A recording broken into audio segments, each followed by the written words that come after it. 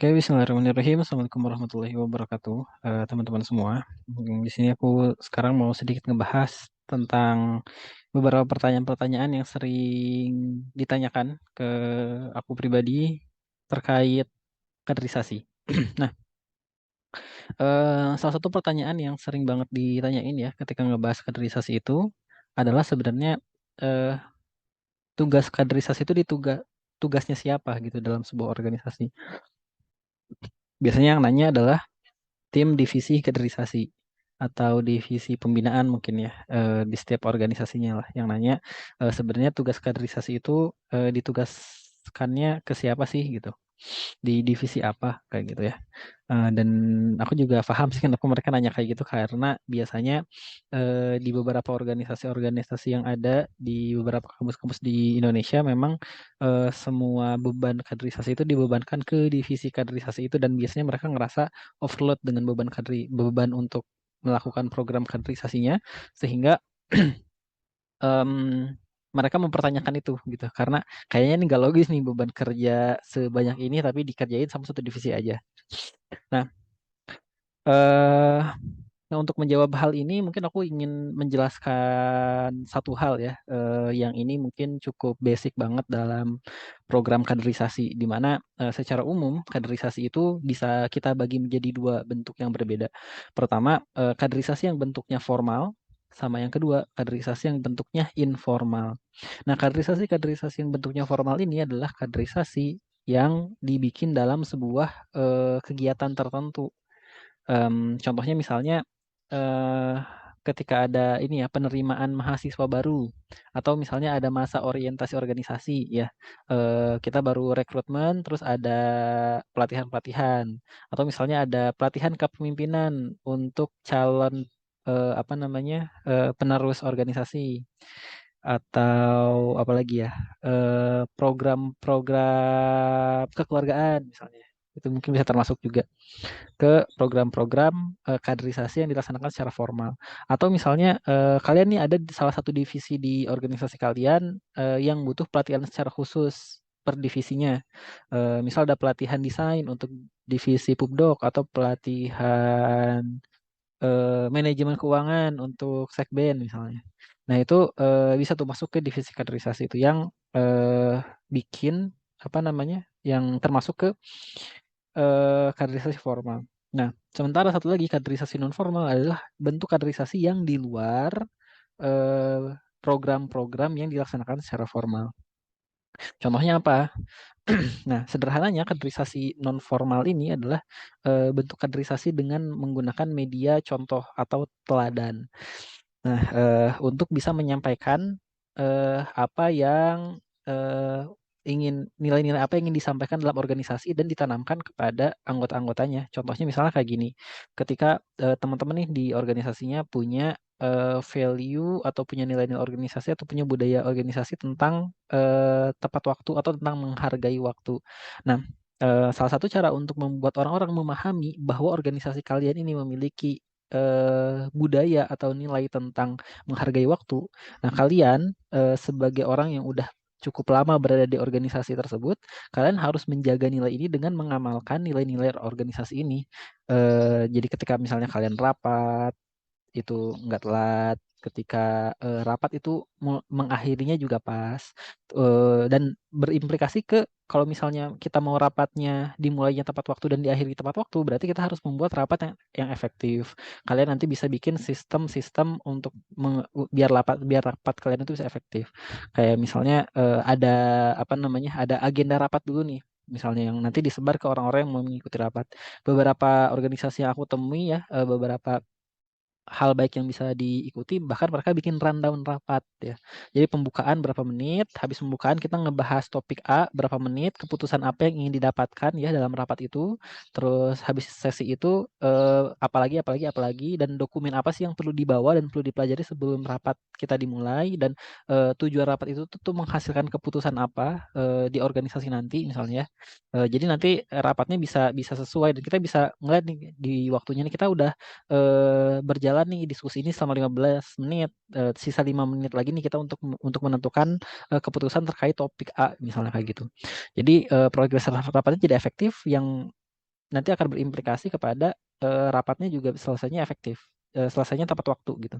Sehingga nanti di sini kalian lagi bikin sedang menunjukkan kepada anggota organisasi kalian bahwa kalian itu sedang benar-benar organisasi kalian itu tuh benar-benar memiliki budaya menghargai waktu yang baik dengan menjalankan nilai-nilai itu secara benar gitu. Bukan cuma dimaknai aja, bukan cuma kita nge-reminder orang-orang aja bahwa ayo kita harus masuk tepat waktu, ayo kita harus apa namanya harus segera cepat selesai nih.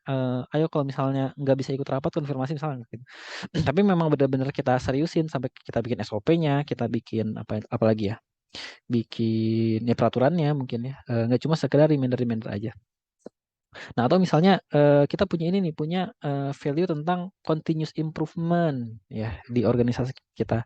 Maka yang kita lakukan itu bukan cuma tentang habis ada kegiatan kita evaluasi, tapi gimana caranya habis evaluasi itu si hasil evaluasinya itu terdokumentasi dengan rapi, hal-hal apa aja yang memang kita fokuskan untuk dikembangkan di periode berikutnya, gimana caranya agar data-data evaluasi itu tuh bisa nyampe ke generasi berikutnya. Kan biasanya ada beberapa ini ya program yang dilaksanakan itu satu tahun sekali yang ketika dilaksanakan di tahun berikutnya itu udah beda kepengurusan dan orang-orang yang pernah menjalankan program itu sebelumnya tuh udah nggak ada lagi di organisasi. Kadang-kadang kan ada yang kayak gitu ya, sehingga ketika orang itu mau orang apa di angkatan berikutnya mau melaksanakan program yang sama, mereka bisa dibilang mulai dari nol. Nah, artinya ketika kita memang ingin punya budaya continuous improvement, kita buktikan nih ke anggota kita bahwa kita punya nih sistem knowledge management di organisasi yang baik. Kita ada sistem perekapan dokumen yang baik. Dokumen-dokumen kita terekam dengan rapi. Ketika ada dokumen-dokumen evaluasi-evaluasi dan sebagainya yang harus disampaikan kepada generasi berikutnya, kita benar-benar menyampaikan secara detail ke generasi berikutnya supaya mereka ketika mau menjabat udah memiliki pengetahuan dasar yang diambil dari kebijaksanaan ketika kalian menjabat di organisasi itu gitu dan sebagainya. Atau misalnya contohnya ketika kita ada budaya ini apa namanya keterbukaan atau budaya inovasi ya, budaya inovasi misalnya di organisasi kita pengen organisasi kita menjadi organisasi yang terus berinovasi.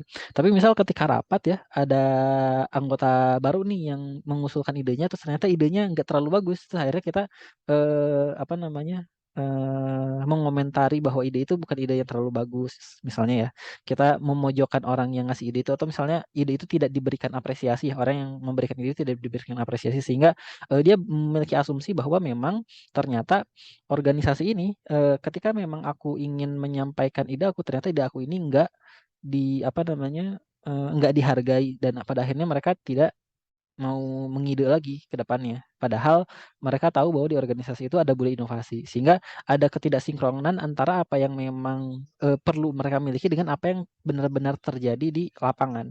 Nah, sehingga dari kedua hal ini ya, kenapa aku menjelaskan kedua hal ini? Untuk proses kaderisasi-kaderisasi yang dijalankan dengan formal, ya ini memang bisa kita sebutkan ya sebagai tanggung jawabnya divisi kaderisasi atau memang kalian misal ada divisi secara khusus yang menangani berbagai macam program-program secara formal ini. Ya mereka menjalankan program itu nggak masalah gitu, itu wajar-wajar aja. Nah tapi bukan berarti peran-peran orang lain atau anggota-anggota yang lain selain divisi itu dalam kaderisasi itu nggak ada. Justru mereka punya peran yang sangat besar dalam membuat dalam melaksanakan proses kaderisasi yang secara non formal ini. Yang mana bahkan beberapa apa namanya peneliti mungkin ya menyampaikan bahwa eh, kaderisasi yang dilaksanakan secara non formal ini justru memiliki dampak 80% ya atau 70% kalau nggak salah ya dibanding dengan apa namanya kaderisasi yang bentuknya formal. Makanya yang pada akhirnya yang menjadi intinya adalah bagaimana semua pihak itu sebenarnya mengetahui bahwa mereka tuh punya peran masing-masing dalam menjalankan kaderisasi itu. Contoh sederhananya misalnya ya di beberapa kasus, misal mereka lagi ada di divisi A, divisi itu bukan divisi kaderisasi dan ketika mereka ketuanya itu lengser diganti ketua baru, menariknya ketua yang baru itu dia tidak tahu sama sekali apa yang harus dia lakukan. Nah, sehingga kesimpulannya sebenarnya bisa jadi ketua sebelumnya dia nggak memahami pentingnya peran dia dalam membentuk pemimpin yang baru. Padahal kan sebenarnya pemimpin yang baik itu adalah mereka yang mampu menghasilkan pemimpin yang lebih baik dari diri mereka kan. Nah, tapi mereka tidak mampu untuk melakukan proses kaderisasi agar ketika mereka lengser itu ada pemimpin baru lagi, dan biasanya kadang-kadang mereka menisbatkan tugas itu ke divisi kaderisasi yang minta nanti pokoknya nanti harus dapatkan kepemimpinan ya. Padahal dalam memimpin itu nggak cukup mereka memiliki pengetahuan tentang bagaimana caranya memimpin, tapi mereka juga harus tahu medannya kayak gimana. Mereka juga harus apa namanya punya skill tertentu. Mereka juga harus selangkah di depan anggotanya bahkan ya, untuk meningkatkan untuk memiliki apa ya marwah mungkin ya, biar memang staff-staffnya nanti bisa mudah untuk menghormati keputusan-keputusannya dia, karena staffnya juga tahu bahwa memang dia orang yang lebih berpengalaman, orang yang lebih tahu, sehingga mudah untuk diikuti keputusan-keputusan dari pemimpin itu. Nah, tapi kalau misalnya pemimpin sebelumnya gagal untuk mempersiapkan calon-calon pemimpin baru ya, ujung-ujungnya pada akhirnya ya kaderisasi itu nggak akan terjadi meskipun memang ada pelatihan kepemimpinan gitu.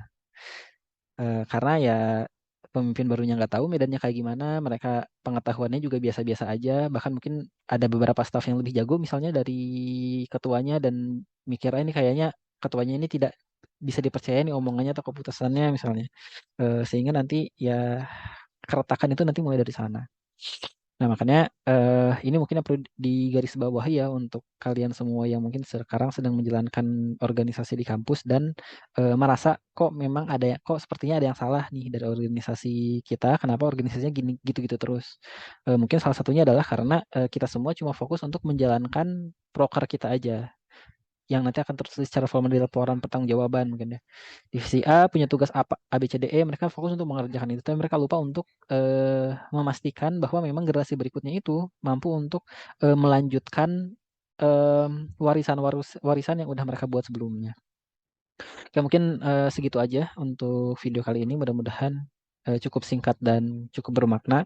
Kalau misalnya nanti teman-teman semua ada beberapa topik yang ingin dibahas, boleh ditulis di kolom komentar ya.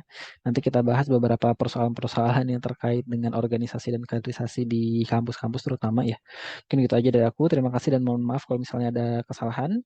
Wassalamualaikum warahmatullahi wabarakatuh.